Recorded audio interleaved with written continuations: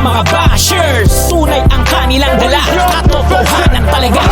Sabihin nyo, ibiyan sa kanilang uubra. Mga Hi guys, this is DJK na may K, okay, and okay din kayo. Ayan, charat po sa lahat. Please don't forget to like and subscribe to my channel and click the notification bell, of course. Pakiclick na rin po yung mga TVJ Defenders natin. Nandiyan po ang link nila down below. Yan. God bless sa lahat. Guys, pasensya na kayo. Medyo, pagod-pagod lang tayo, no? Masaya kasama mga TVJ sa mga Dabarkans. Ayan, maraming salamat po sa mga tumangkilik. Ayan, so ngayon, ang balita ngayon guys is, balita ngayon bukas ang broadcast! Parang late na yung aking Parang nagpapahalata na nakilang palitan to Yan, shoutout po sa mga ka-TVJ legit Dabarkans natin dyan. And congratulations again sa E80 of course. Nung Sabado guys, ang ganda, ang daming Tapos ang daming kababalaghan na balitang pwede kong i-share, no? Pero dito muna tayo sa nagbabagang showbiz guys, about kay as usual. Ang dami na nangingilam, no? Sa It's Showtime, sana all. Ang hilig nyo na mamersonal. Bong Revilla nais ilapit sa Office of the President ang kaso ng It's Showtime sa MTRCB. Ayan, shoutout kay Starire guys. Wag nyong i-forget subscribe din sa kanya. Hiniling ni Senador Ramon Bong Revilla sa Office of the President na isaalang-alang ang mga no work no pay na empleyado ng noontime show na It's Showtime sakaling maghain ito ng apela rito. Nangyari ang sige, let's say it's reality of life. Syempre, pabor din si Bong Revilla doon, guys. I just want to be fair and square dito, no? Regarding sa trabaho nga naman ng mga tao, syempre, mahirap din mawalan ng sweldo, no, ng ganun na 12 days. Dahil sa kagagawa ng mga pasaway na kung sino mang mga TV host na yan. Which is, some of you guys know it already. pahayag ni Revilla matapos mapabalitang ibinasura ng Movie Television Review and Classification Board ang motion. Pero dito ako dito ako nagtataka, no? Bakit ang dami nangingilam? So, it's useless pala na may MTRCB kung mangingilam na at mangingilam tayo ng kung ano-ano, di ba? Ano yan, pabida? Pabida ba? Or, come on, guys. Mas malaki po ang problema ng Pilipinas kaysa nangihimasok pa tayo sa kagagawan na eto kay Senator Bong Revilla, no? Sir, sana po naisip nyo rin po na ilang beses na po kasi nagkamali ang It's Showtime. So, sir, sana po, instead of wasting your time with this kind of na napatawan na sila. So, it's a lesson learned. Hindi na po to bago So, why you're wasting your time to this na may decision ni? Ano yan? Brasuhan? Ganun? Wow. Sana all brasuhan. Boom! For reconsideration na isinumite ng It's Showtime kaugnay ng 12 araw na pagsususpinde sa naturang. Ayon kay Bong Revilla, without getting into the merits of the case, sana na-consider ng MTRCB ang kapakanan ng mga maliliit na staff at crew ng show na wala namang kinalaman at sir, okay, nandun na tayo na may concern kayo. Pero sir, sana po, inisip nyo rin po. Sasaluhin daw ni Vice May isang libong Sasaluhin daw ni Vice. Joey sa TVJ. Ayan, sasaluhin po daw ni Vice. Natawa ako bigla dyan sa kalokohan ko yan. kasalanan dun sa nangyari. Sila yung mga no work no pay na kung matutuloy ang suspension ay 2 linggong walang kikitain at kakainin.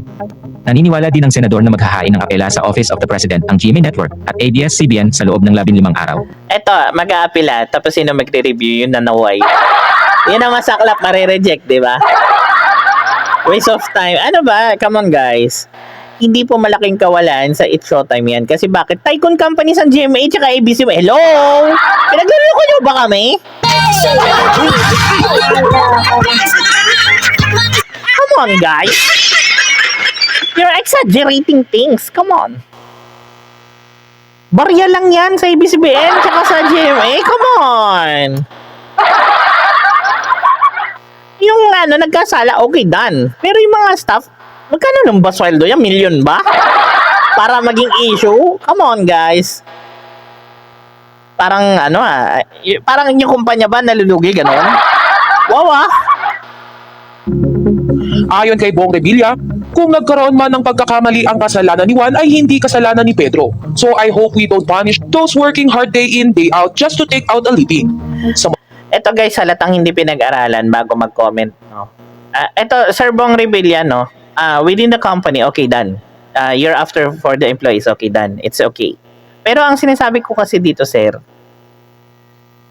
o di gumawa po kayo ng batas na when MTRCB is giving ang penalty, dun lang sa staff mismo na or yung TV host na nagkamali.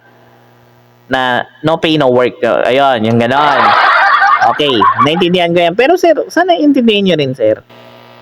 Nagawa na ng MTRCB yung trabaho nila, pero parang, nagiging one-sided din tayo, no?